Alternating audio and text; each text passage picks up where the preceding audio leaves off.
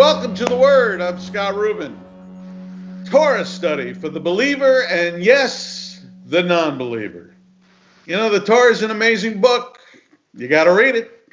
You hear people say, yeah, it's okay, man. I'll check out the movie, dude.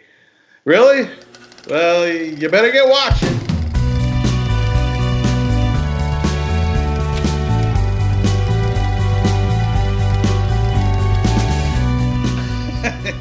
That just goes on forever. You can be watching a lot of movies.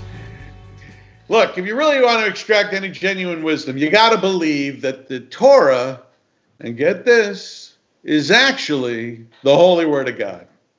Or you're going to have a really hard time getting anything from it. Look, just give it a shot for an hour. I'm not here to convert people. I'm here to see if we can get any wisdom from its pages. An hour, that's less time than waiting online at Disney to get on Seven Dwarfs Mine Train. Look, you believe things that are a real stretch all the time. That zoo animals are happy, that your grande candy cane white chocolate latte you have every day is not slowly killing you.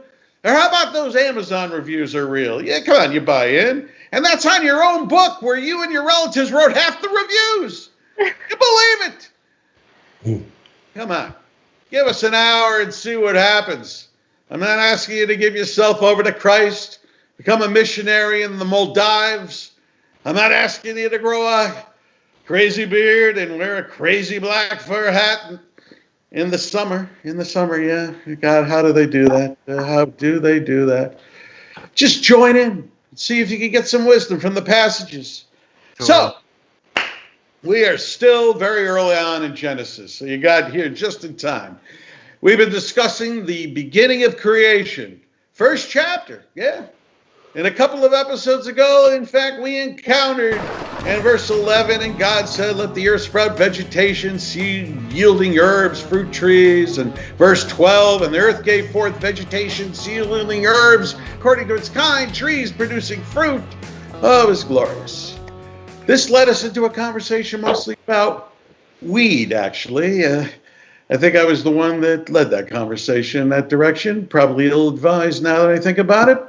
And now we have arrived, though, on verse 29 of Genesis. This is where we're picking up. And God said, behold, I have given you every seed-bearing herb which is upon the surface of the entire earth, and every tree that has seed-bearing fruit, it will be yours for food. God does not say earlier that when he mentions the animal kingdom, that they're for food. No. Will be yours for food is the vegetable. So there's quite distinction. There's no ambiguity of what God wants us to eat. It's very clear. It's the smoking gun of being a vegetarian. Yeah. And yet, most men of God, Jew and Christian alike, eat animals. I don't understand. If you buy in and believe God created the earth, heavens, man, vegetation, why don't you believe when he says this is your food? The creator of the universe is telling you that this is what you eat. When you're a kid and your mother says, dinner's ready and this is what you got and eat your peas, you eat what your parents made for dinner. Well, God has prepared the ultimate salad bar. And only about 8% of the world's population doesn't stray from his menu. In America, in 1978, 1.2% identified as vegetarian. Now it's like 2 to 6%. It's slowly happening, but, I guess some people are starting to listen. But look, what's going on here? If God intended us to eat only plant life, then why did he make beef and pork and chicken so delightful? I'm a vegetarian since '89, and I'll be in a backyard barbecue when a steak is cooking. It still smells amazing to me. I got to admit, if ever there was a break in the Bible of what God intended and the actions of man, this is it. And yet, this seems almost completely irrelevant to most Jews and Christians. And here it is, right up top, first chapter. This is your food. It's amazing how we pick and choose what works for us in the Bible and what doesn't. Even the stodgy American Heart Association is now saying a plant-based diet is the ideal diet for good health. Funny how science usually catches up with the Torah. I guess God knows what's good for us, right? So why do we keep eating animals? But that's just our body. What's really going on here? Is it about our health or is it something more significant? Let's go down to the next verse, right? Bring it up. Genesis chapter 1, verse 30. And to all the beasts of the earth, and to all the fowl of the heavens, and to everything that moves upon the earth, in which there is a living spirit, every green herb to eat. And it was so. So, of course, of note is that God intends all living creatures to be vegetarian. He will dovetail back to that. However, the key here is in which there is a living spirit. Ah, a living spirit. Animals have living spirits and plants are not identified that way. They're only identified as the food source. So next time when you pull up in Mickey D's and order the quarter pounder, that's a piece of a living spirit that was sacrificed to satisfy your unhealthy meat cravings. Kind of makes you yearn for like a ritual ceremony at the drive-thru window, you know, like a prayer, moment of silence, but I guess that would kind of get that traffic line a little busy. What are we doing? Over 500 billion served now, all parts of living spirits. I wonder how that stacks up to God and a human body count. You know, like how does 500 billion cows, you know, and certain many humans, is there a, I don't know. They have burgers now with, like you could go, I don't know where it is, bacon chicken burger. You can get a bacon chicken burger with cheese. 3 animals in one sandwich, an entire petting zoo in a sandwich. What is this doing to our souls? And it begs to wonder, are we really craving animal flesh, or are we actually craving the life force that resides in the animal? You hear people talk about eating meat as if they are empowered by it, like an Aztec warrior eating a beating human heart. Do humans get a rush from the act of eating animal flesh, emboldened in some primal way?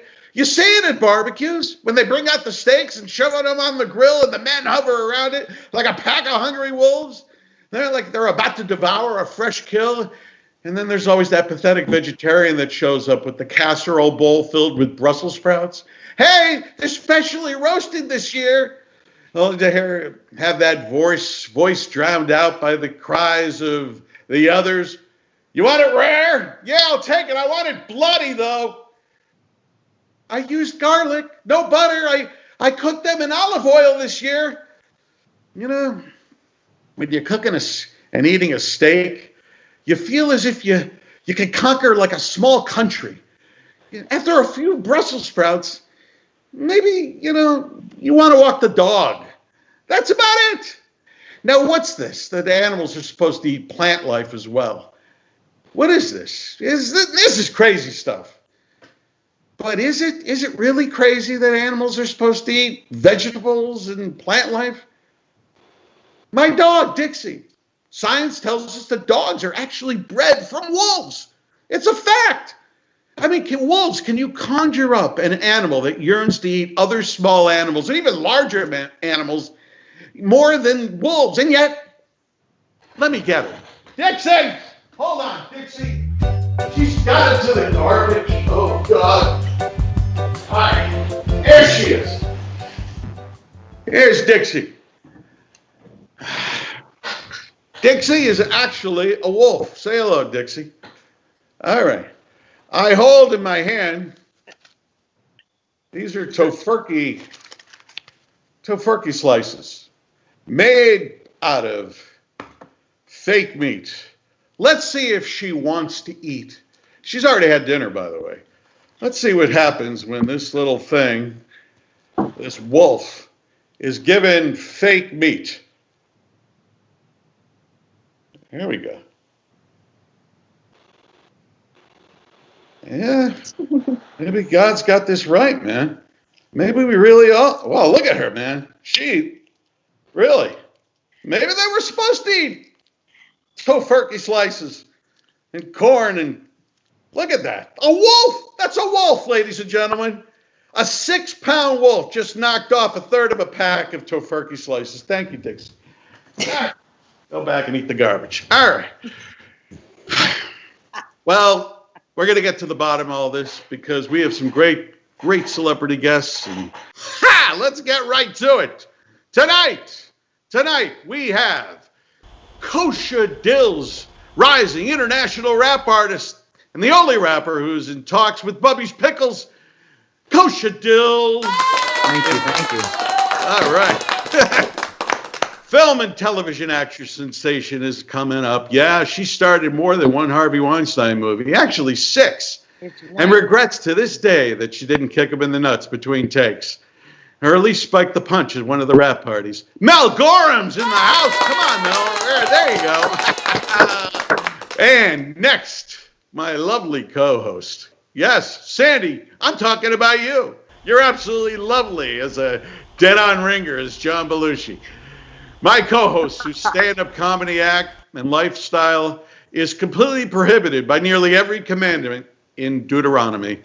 Yes, Sandy Danto. There you go. You're there.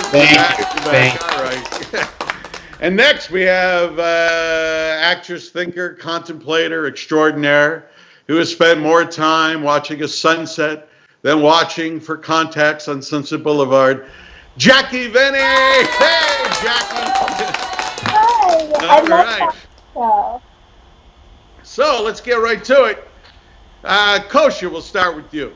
What do you think? Does God intend for humans to be vegans, vegetarians? What's up with it? I think God wants everyone to be happy, but I think the definition of happiness comes differently. And for certain people, some people are happier eating carbs. Some people are happier eating vegetables. Some people are happier eating greasy sandwiches from McDonald's. It would be a kind of like a fantasy if I was a vegan. I really like vegan food and vegetarian. I just don't know if I could want to fully commit. Does that make sense? Well, it did until I watched my dog eat tofurkey slices faster than animal flesh. I can't believe. I mean, it's really, we just witnessed that. So I think maybe you could handle it. You're not a wolf. Yeah. Let me look at your teeth. Any of them pointed? Because I got the pointed, like, carnivorous teeth. There's one of them. There's something. All right, whatever. Hey. I think I could survive eating, the really high end vegan restaurants. I really like that stuff. I just think it's difficult. It's a difficult lifestyle. I don't know what God really wanted. I think God wanted people to eat animals, but only for like the better advancement of what, like the next good step had to come out of it. It could never be in like out of a negative way, like for survival. Well, I guess we're done. We're done surviving, right? We've survived. Well, we're here. I mean, we're barely surviving, but we're here. We're doing okay. Sandy Danto. Yeah. Sandy Danto, what do you think? What do you make of this vegetarian thing? I mean, is this the smoking gun, Sandy? I don't think it's that animals, humans or otherwise, are meant to be vegetarian. I think we're just lazy. Yeah. Fruit, vegetables, they're just hanging out there for us. It's the path to least resistance. Not all animals are hunters, Humans are hunters, but all the animals? No. Most animals will just eat anything you put in front of them. It's just got to be in front of them, like the tofurkey. And I think that's just a matter of it has so much salt. Like, I've been known to get hired to be a salt lick for dogs when I'm sweaty. That's one of my side jobs during the pandemic. Just a salt lick for dogs. But that's vile. the dog's heart wants what the dog's heart wants. But it's just a matter of vegetables and fruits are what's in front of us. They're there. They're easy to get. You don't have to track them and hunt them and kill them and then process their carcasses. It's just easy. We're lazy. We want to survive. It's the path to least resistance. And you could say the same about pretty much any middle-aged person who never moved out of their parents' basement. They actually transitioned from being a stunted failure into being a benevolent caretaker. So, those are the people I'm talking about. Yeah. A lazy success. Exactly. Fail upward. Mel Gorham, let me ask you a question. Yes. You think God really intended us to not ever eat animal flesh? 2006, I went on a trip, and it lasted 2 weeks, and it was to save the animals. So I went on there because I love animals, but then when I learned, what I saw with my own eyes, what I witnessed, what human beings do to animals, I know that when I die, and I can't say this for anybody, this is my own belief, I'm going to face the animal kingdom. So I better be nice to them now. I'm an animal fanatic. I love animals more than human beings. I love animals. They love you unconditionally, so why am I eating them? Therefore, you do what you need to do, and I'm going to do what I need to do for me. But the bottom line is, as delicious as they taste, as good as they smell, in this mouth, an animal will never, ever go into it.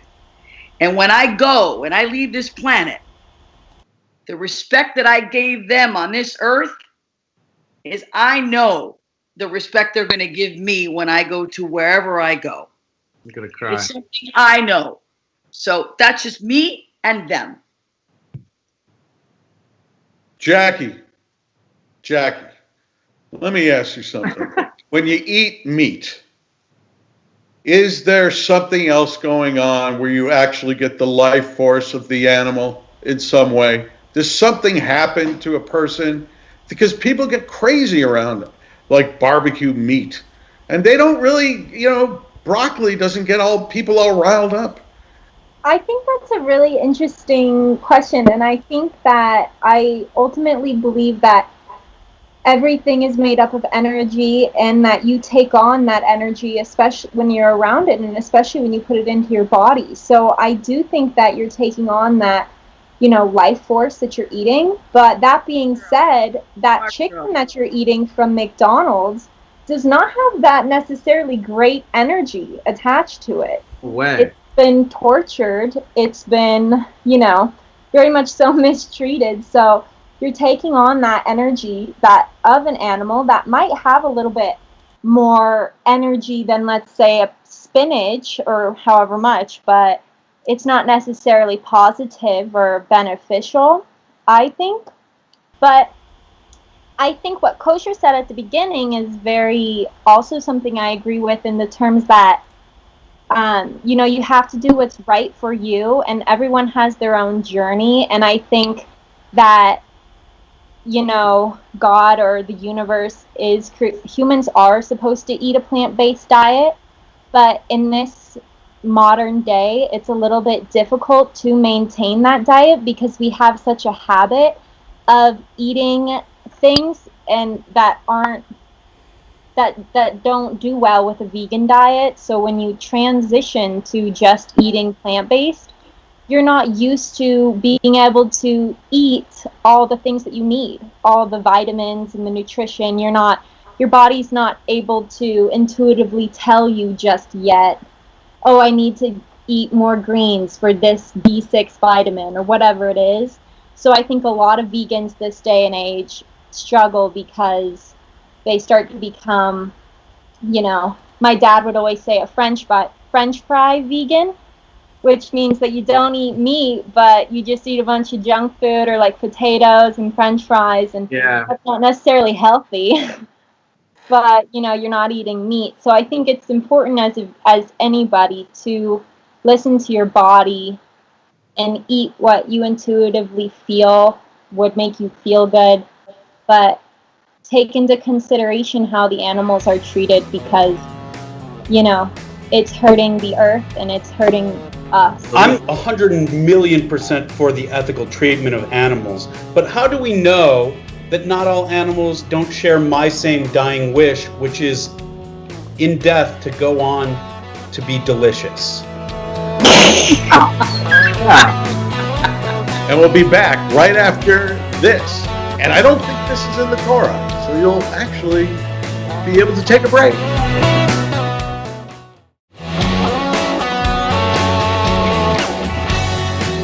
And now we're back! When I did embark and I would rationalize it, when I eating meat, and I would have a pastrami sandwich at like what was the deli we got kicked out of? Langers. Langers. I'm permanently banned from Langers, by the way. In LA? Yeah, in LA. Yeah, it's a great deli, man. It's a great deli. You're a vegetarian, I'm telling you, it's a great. And I remember rationalizing eating like a hot pastrami sandwich by saying, well, if the cow knew just how awesome this sandwich would be, it would be running to the slaughterhouse, man. You got it. Like, it would have a reason to exist. That came not with what the eyes of the animal. I saw the eyes of the animal. No, I know. I'm joking because I know that's how good a great hot pastrami sandwich used to taste to me. It was like overwhelming. I'm with you. Listen, I love steak. I come from a Cuban mother. She used to make the most delicious bistec empanizado, palomilla. Oh, keep that Spanish coming. Yeah, those Cuban restaurants are slamming. Boom. They all have vegan options. Cow's tongue. Have you ever had a cow's tongue with mustard? Never. Well, I did. And you know what? That's insane. Thought of it makes me ill. I think I'm going to go to hell for doing what I did. You know, that's really interesting you mentioned tongue, because my dad was always trying to get me to have a tongue sandwich because he loved tongue. And just the thought of what it was, the name, it was the organ, the saying tongue. You're eating a tongue. It was too much pastrami. What is that? That's anything. A tongue. I don't want to eat a tongue. Here, have a nose sandwich. It was too much. It was too graphic. Even as a kid, I would not embark on a tongue sandwich. Never ate it. Scott, I think that's really short-minded of you, because if an animal's going to die, we should be eating all of its meat. It sacrificed its life for us. All of its meat should be enjoyed. Its tongue, its testicles, its taint, every part is delicious. Oh my God. Prepared correctly. Oh my God. Oh my God. This is why God had to give the kosher laws, because of Sandy's. But you hear what he just said? The animal sacrificed. No. The animal didn't sacrifice itself. We sacrificed the animal to indulge. And that's the difference. And when we meet them on the other side, I'm telling you, man, I know I'm not allowed to use bad words, and I would love to use a bad word. Who said you can't use bad words? Although, Craig, I noticed you've been cutting them out. That being said, I don't think that we should be treating the animal kingdom with love and respect because we're afraid of how they'll treat us if we ever meet them again. I think we should be treating them with love and respect because we love them. Life cycle. Well, that's my first and most important message is yes, Right. You're right. I think it's interesting that, like, it'd be, like, totally normal to have a cow and then one day eat the cow, but it's not normal to have a dog and then one day be eating tacos and say, hey, this is actually, Spot. Country, though, another country, the dog, and I'm not going to mention it, but the dog and the monkey is a delicacy. That's why. Can you imagine that? You're eating and you'd be like, this was my pet chickens, and they'd be like, oh yeah, they're delicious. Right. And then you're like, oh, do you remember Tabby, my little cat?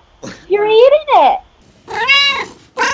I was at a kosher wedding, and I ran into kosher, what do you call the guy that comes around, inspects, like, to make sure everything's... The mashgiach.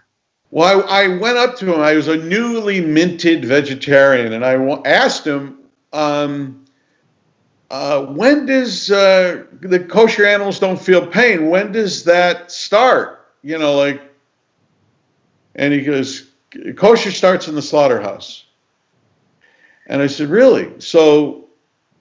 But an animal's not supposed to feel pain during the slaughter in the kosher laws? And he goes, yes. But what about when they're alive in these horribly farmed, factory farms? These are terribly torturous lives. And he looked at me, and this is an absolute true story. He looked at me, and he, like a old pinball machine, he tilted, and he went off, like he just checked out, and then he walked away from me. Like he couldn't it was too much for him. He couldn't process that. And so, yeah. So what's your story? How did you become kosher? Ironically, I was on tour with Modest Yahoo. Really? Yeah, and I was in London, and I read the newspaper, and everyone said the food was crap in London. It was like this constant saying, the food's crap, food's crap. And I read this article about like the chicken out there and something. It was a similar situation to what we're hearing, you know, with Mel and her changing over to not eating meat. And I read this article and just felt that the mistreatment of animals and just the kind of chicken, I was like, just the quality of meat wasn't healthy at all, and it wasn't, just sounded not good. So I was like, I'm just going to eat vegetarian everywhere else I go. And not to say that I ate healthily, but I haven't eaten non-kosher meat, or I only eat fish and salmon and stuff like that. So so I go pretty extensive time without eating meats, depending on where I'm at. So I do believe in reducing the carbon footprint of things too, because, you know, if I could be healthy, but eating you know, my eating habits aren't good in general. Like I'm like sort of an emotional eater. So you could, like, you know, I don't want to start eating, you know, some people get sad and then they eat, you know, Burger King, McDonald's, and eat all that meat there, and it doesn't make you happier eating that food. You know what I mean? It makes it worse because it's filled with all kinds of negative stuff. So I do believe in completely being spiritual and blessing your food and everything. It's kind of like, you know, mind, body, soul with it, you know. So I try to have the cleanest stuff possible, and when I pick out my meat, etc. So it was 2009, so it's been 11 years. Wow. So only kosher food, only kosher meat in the house, and outside, you know, only eat fish. By the way, have you ever rapped about that? Yeah, well, because the name is Kosha Dilz, I stick to more that's more of a vegetable scene. A lot of collaborators, you know, cucumbers, pickles. Yeah, a lot of people are really interested. People just like rapping about food. You know, rapping about food is really fun because, you know, everyone just likes food in general, you know. And plus, you rap about nice food, it's nice, you know. Especially carbs. Everyone likes it when you rap about carbs. You got to rap about carbs? Yeah. You got something? Yeah, Kat. It's simple when I gotcha. I prefer the pasta, spaghetti, tortellini, anything like Jimmy Hoffa. Underground, I'm under sound. If I feel that way, the outcome. If I had to sacrifice the meat, I prefer salmon. Straight from Alaska, when I go licking it, what? Even if you like salt licking the butt, I'm more into halib. But, you know, if I had to hit it like Pluto, sticking out like Yoo-hoo when I'm killing it. And before I even killing it, I prefer if I was only milking it. So I don't care what you're selling them. If you're not a vegan, at least be a vegetarian. You know, the other ones could keep blue and blonde hair like Aryans. Kosha Dilz flying with the fairies then. So anyways, back to the carbs. Believe me, I love it when pasta becomes healthier in the form of zucchini or squash. Harry Potter, Hoshkosh, Bagosh. Plus, I like the soup Polish style with goulash. There you go. My raps. Oh, that's great. You know what's really worse than eating meat? Rapping about food on Zooms. It is something I steal that. And I don't know if Sandy could identify with this. Is sometimes you're just saying, you know what, take the gig. It's just you know, It really worked though. I mean, it seemed like it because it was so connected to what we were just talking about. When I was like little growing up with animals, I accidentally fed my pig bacon. Uh-oh. Did the pig like it? The pig loved it. Oh my God. All right, when we come back, we're going to continue, and we're going to get back to the last day, day 6 of creation. Okay, so join us. We're coming back at the very end, finally, of chapter 1.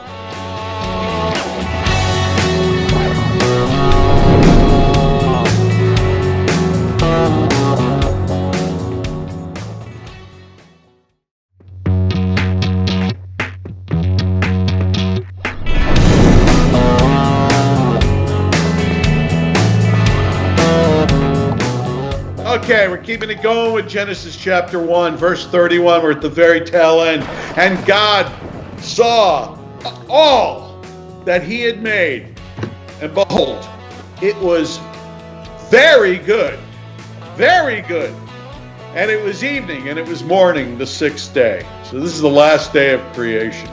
We're at the end here. And sixth day, things are very good. And we talked earlier, if you guys remember, a few episodes ago, that when God's saying, I created the stars and the earth and animals, everything was just good. And good is just kind of like, okay, you know. But now that he's done with the task, things are very good. Behold, they're very good. You know, we have a lot of creative people on this panel, and, you know, while you're creating, it's probably not wise to announce your creation is awesome when the task is not complete yet. It's kind of like saying, like, you're done in a way. You know, like, yeah, it's time for a rest. You know, you lose your edge, you know, like in fact, like the very next verse is like, God rests. I mean, you can only announce that something is very good, awesome, you know, when the task is complete. You marvel at your creation too early, and you'll naturally go into a state of release or rest. You know, years ago, I remember my football team, the Buffalo Bills, and we lost 4 Super Bowls in a row, and that one of the last ones, it was against the Cowboys. And they were winning. The last one, they were finally winning at halftime. And they were so excited after losing 3. So they were beating the Dallas Cowboys. They had lost the year before in the Super Bowl. And they were partying, and you see them partying like into the locker room. And when they came out after that Super Bowl halftime show, they were completely flat. They had no edge. They had nothing. And they got annihilated by the Cowboys. They were like a different team. You know, and that's what it is, you know. You need to complete the task. Then you look around and then you declare what you think. Not while you're creating. You shouldn't call attention to your own creative process. You know, it takes you out of the moment. When you announce how amazing your creation is, it's like saying you're done. Kosha Dilz. When you're like in a rap, like, do you know what I mean? Like, it's, you don't want to like call attention to your own process. You just want to like be in. But some people will like, they'll be painting a picture, and like that first day they're going, wow, look at that, man. I can't believe I did that. That's so awesome. And then they don't show up like the second, third, or fourth day to paint it. They're like, just leave it there. And it's just stay there unfinished. Can you only say something's great when the task is done? Saying it's great before you even book the part, and you're like, I'm going to audition, I'm gonna be on this HBO film, and there's like 1,000 other people, and you're like, bro, you just jinxed yourself, like, now. And that's happened to me, or, you know, in so many different cases. I'm sure everyone here has happened in just like a couple ways. But I don't think there's nothing wrong with saying you're great, but I think saying it's great before it really happened is a great way for it to not happen. I agree. Well, God's saying clearly tired here. Like, you can feel the heavy breathing and the exhaustion in the line. 6 long days before evening's even been invented yet, mind you, of hard labor and creating. Like, this line is a cry for help. God needs a break. And it's evidence he hasn't created the Sabbath yet. I think this line is the muse for the Sabbath. And it's not like doing stand-up. If I'm doing an hour on stage, I'm not going to 30 minutes in stop telling jokes to be like, hey, guys, this is the best set of my life. This is very good. Yeah. These jokes have been because you're just setting yourself up. But Sandy, you might not say that, but there are shows where you're like on this like roll, and then like suddenly you call attention to the role that you're on, and you go, wow, this is going awesome, man. Like, this is going great. And then suddenly like you lose the moment, and you can't seem to get the moment back. It gets like gone. It escaped you.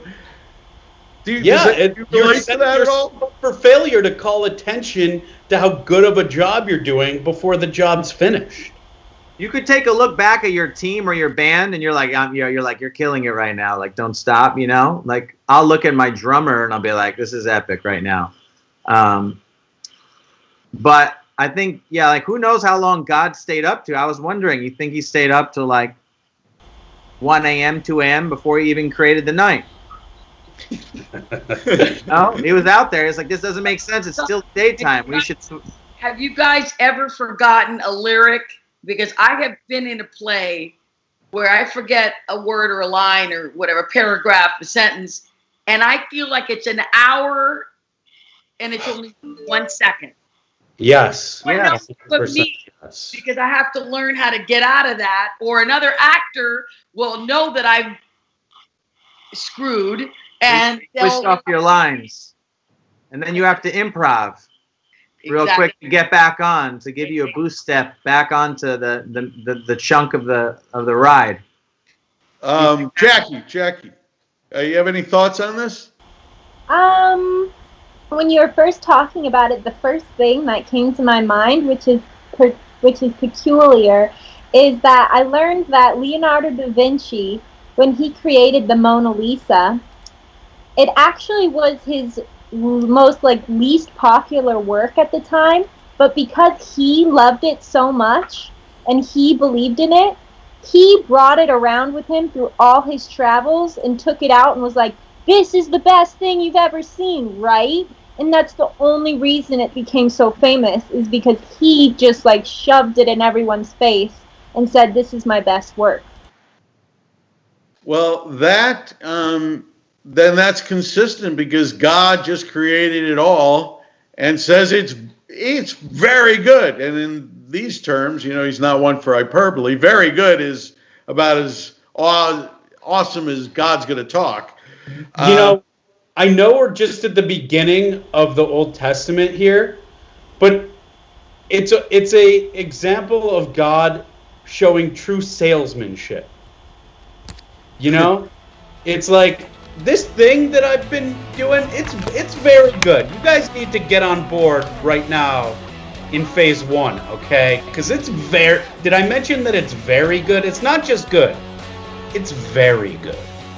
All right, well, when we come back, we'll talk about entering chapter 2, a new chapter for the first time.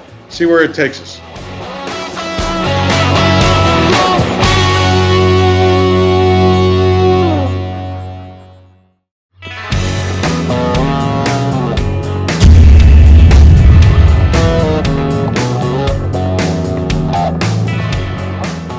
We're back. We are now chapter 2, Genesis, verse 1.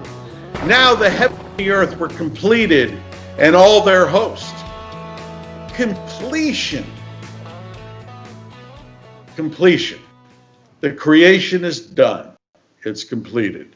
The script is done. The movie's shot. The restaurant's open. The house has been built. The painting's done. The kid's been born. Completion. What is completion? How do you know when you're really done? With anything. How do you know creation is complete? How did God know this? How do any of us know this? Surely there's another creature to roam the earth, right? That God could have created, right? Another star to shine, another plant to create. But God says it's complete. It's complete. We need to believe him. That's what we're doing here. We're believing the Torah right now. So if everything is complete, well, this kind of stuff bothers me, because as a kid, like in the 70s, or I was a teenager, killer bees, they're coming to get you. They were created in a lab in Brazil by some crazy scientist who wanted to create the ultimate honeybee. And now we have killer bees. And I can't sleep at night because they're coming to get me. We all know how this movie ends. We've all seen Frankenstein, right? It's bad. It doesn't end well. The world is complete, and yet we keep on changing it, don't we? That broccoli, cauliflower, purple thing that I see in the market, it freaks me out, man. I can't eat purple cauliflower. I don't know what it is. I'm scared. Where does it end? Like a Picasso painting, right? You look at a painting, a beautiful, perfect painting, and you think, well, what if I put a little horsey head in the corner, No, it's a Picasso painting. You don't shove a little You're done. So, I asked Jacqi. You there, Jacqi? I'm here. You're designing a perfect gated community. You have nature, paths, water, food market, farm. How do you know when to stop, Jacqi? How do you know when to stop creating? How do you know you're done? I know, I'm the absolute worst with this. Like, I will want to work on a painting for, like, the rest of my life. When I see a movie that I've done, I'll cringe the whole time and think that I could have done so much better. If I'm ever writing anything, I never think it's done. I could work on something forever and still have it be utter I'm like the worst of my own critic. I'm never done. All right, so we're made in God's image, it tells us. So we have to figure that God might have had a moment of that too, Jacqi. Somewhere on day 4 where he just like, I don't know. It's I need more plants. I need more plants. They're gonna get bored if I just have cucumbers. Kosha Dilz, you know what I'm talking about, right? Cucumbers. So I mean, like.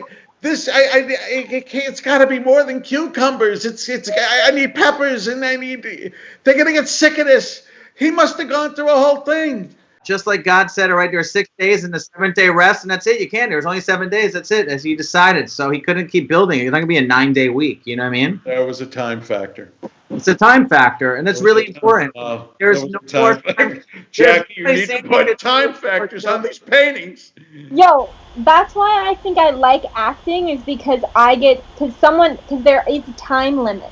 Because then I'm on set and I'm on stage and I have to do my scene and then I'm done, or the director says cut and I'm like, okay, good, I'm done for that. Thanks for coming.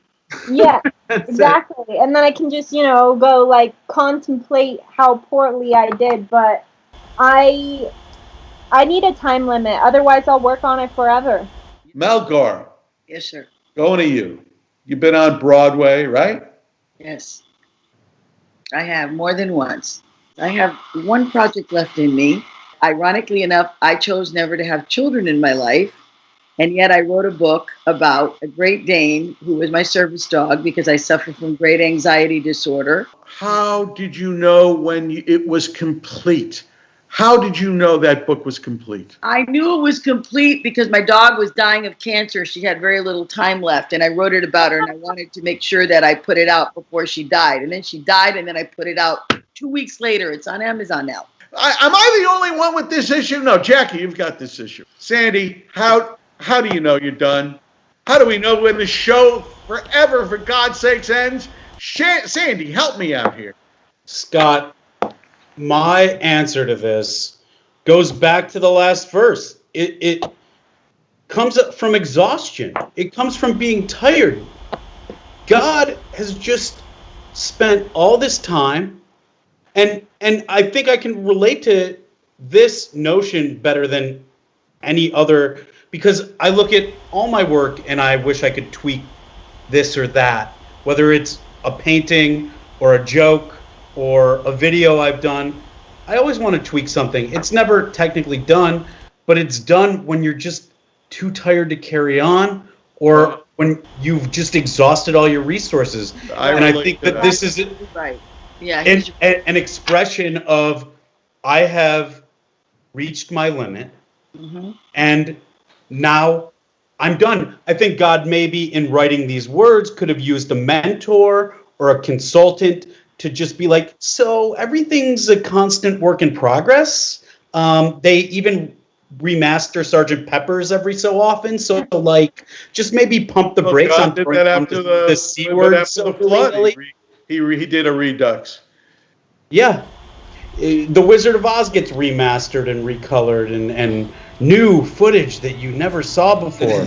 My 92-year-old Jewish father says to me when he's really pissed off, I'm DUNN. Done. And on that note, I think we are actually done. DUNN. Done. Completion. And thank you guys all. Thank you guys.